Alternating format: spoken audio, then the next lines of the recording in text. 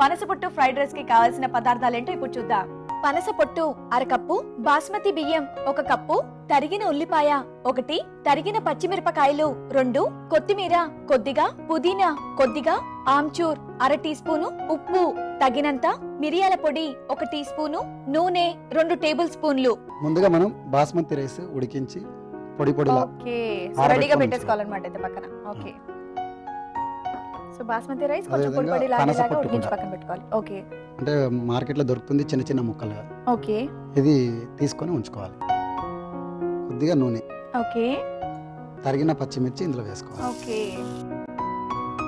తరిగిన ఉల్లిపాయ ముక్కలు ఇందులో వేసుకోవాలి. ఓకే, ఇప్పుడు పనస పొట్టు వేసుకోవాలి. వీటితో పాటే పనస పొట్టు కూడా వేసేసుకోవాలి.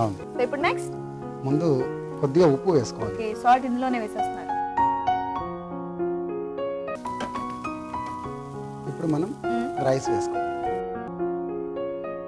ఇప్పుడు మనం ఆమ్చూర్ పౌడర్ వేసుకోవాలి. Amchur powder, okay. ఇప్పుడు కొద్దిగా పుదీనా, ఓకే. ఇప్పుడు కొద్దిగా కొత్తిమీర, ఇప్పుడు కొద్దిగా మిరియాల పొడి. అయిపోయిందా? అంతే.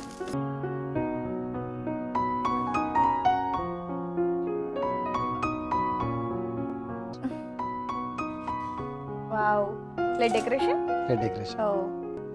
చేసుకోవచ్చు.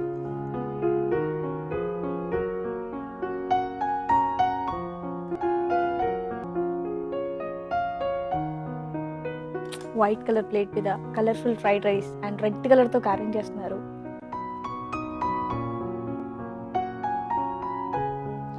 ఇక్కడ ఈ విధంగా బటర్ఫ్లై కూడా చేసుకోవచ్చు. వావ్, సో ఇది మొత్తం ఏంటబ్బా ఎలా చేస్తాను అనుకుంటేది, ఇది బటర్ఫ్లై షేప్ లో వచ్చేసింది. ఇక్కడ చూడండి. అవును, వావ్, చాలా బాగుంది. పనస పొట్టు ఫ్రైడ్ రైస్. సో రెడీగా పనస పొట్టు ఫ్రైడ్ రైస్ నా చేతిలో ఉందండి, వేడివేడిగా.